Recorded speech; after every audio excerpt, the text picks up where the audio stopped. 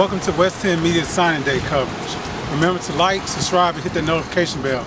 Now check out the next athlete, student athlete, that's going to secure their future. First of all, I'd like to thank everybody for coming on behalf of Jordan and his family. This is a big day for Jordan. A lot of hours have gone into this, a lot of years, a lot of time, on the ball field, mom and dad taking you to games, wherever.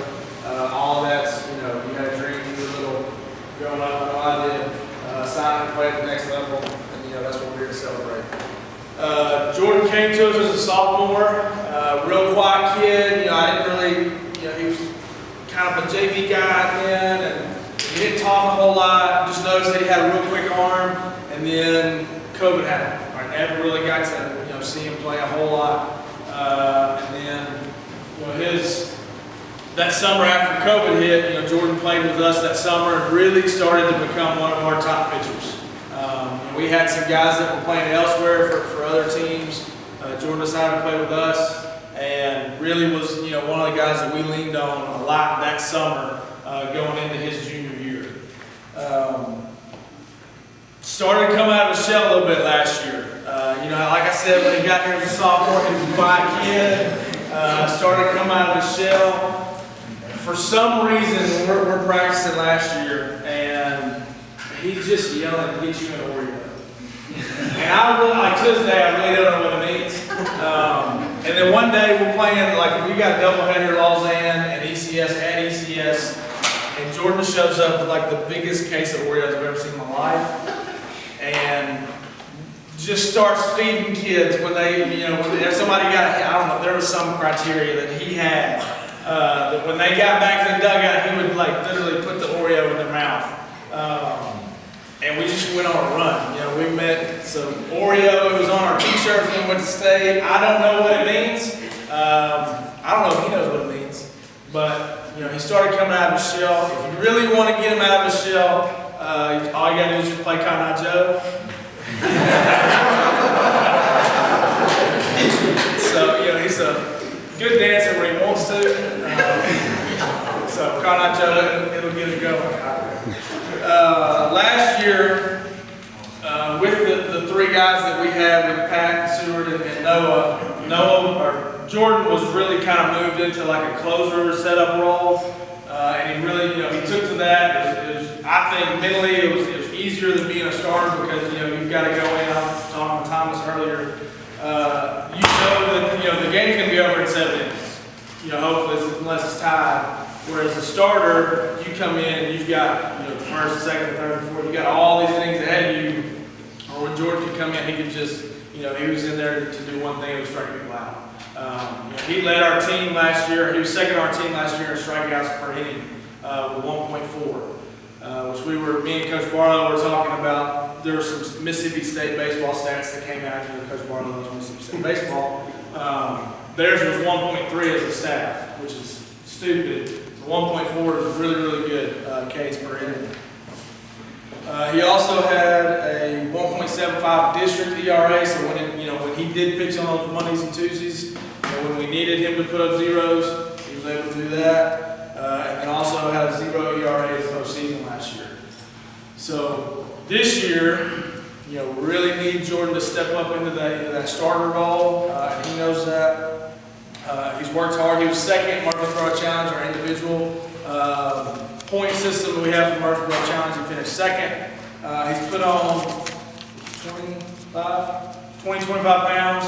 I think he was up, 150, 155-ish, something like that, when we started school this August, and he's 180 now, or 180, whatever he is. So you can tell, he's putting on weight. That's going to translate to the field. Going to be our most experienced guy on our staff this year from last year. Really looking forward to seeing what Jordan does this year as a Rebel, and also, really looking forward to seeing what he does at Southwest. Love when guys go to Southwest and it's right down the road. Go over there real easily and catch a practice or watch a game or something. So, very excited about Jordan. Happy for you. Congratulations. Hi, it's Thomas Ellis Jr. Oh Lord, I'm in the classroom. I'm having flashbacks, but it must be for good reason. Jordan Massey. Woo. Thank God you're here so I can just do an interview. I don't have to take a class. I'm Coach Sam Fratello, and so I get out of the classroom as soon as possible. But hey, congratulations on going to Southwest. How does that feel? Feels great. So, 4 years old, right, when you started playing. Talk about the hard work and the journey to get here today. Definitely a lot of hard work, a lot of nights, a lot of days, a lot of grinding in the weight room. When I was little, I used to be a catcher. Wow, okay. Yeah. Okay. Well, have you ever been little? You're a pretty big size. Yeah, when I was in like 6th grade, I was not over 6 foot tall. Wow. So you hit a nice growth Yeah, spurt. when I was like in 8th grade, the 8th grade summer is when I was like, hit like 6 foot. Okay, so you came here to TRA your sophomore year, right? So where were you prior to coming to TRA? Arlington. Okay, so good baseball program, and, you know, so they know what they're doing over there, but they also know what they're doing over here. So when you got here, you ready to take off, get into things, and that C word happened. What was going through your mind? Crap. I think a lot of people thinking that was COVID, but here you are your sophomore year, you're trying to prove yourself over here in this new school, and everything comes to a stop. Yeah. You know, were you scared you never get your chance, or? I wouldn't say I was scared. I was just, played with the cards that were dealt to me. I wasn't going to complain about it. Then I was lucky enough to already have like a weight room in my garage, so I could still work out and everything. Okay. So I started doing like home workout, stuff like that. Still hitting in the cage, 'cause I don't really like hitting, but Yeah. I'm still going to do it this year. Okay. So I started hitting in the cage, stuff like that, just trying to get better. So that gift for your natural arm, that's what you love to do. Yeah. So you got a chance to prove how good your arm was that sophomore to junior summer, and the team was allowed to play, and you got a chance to show Coach Cole what you could do. What were you out to prove during that time? I felt like I was just out to prove, like, I can throw strikes when I need to. I was just trying to give my team, like, just trying to win ball games. That's what I was trying to give my team the best opportunity to win the ball game. I'm glad you said it, because you proved that last year that you had a team mindset, because there's Noah, there's Zach, there's Patrick ahead of you. And Coach like, I need you in the closer role. How long did it take you to get acclimated to that new role? It took me a while because I always wanted to be a starter, start every game that I wanted to, but then I just realized, whatever I can do to help my team win, I'll do it. I just want to be on the field. Hey, but when you're out there striking out people, big time games in district, hardly getting up runs, and then y'all make it to state, how did it feel to help know that you played a huge part in the team making it? It felt good. It felt great.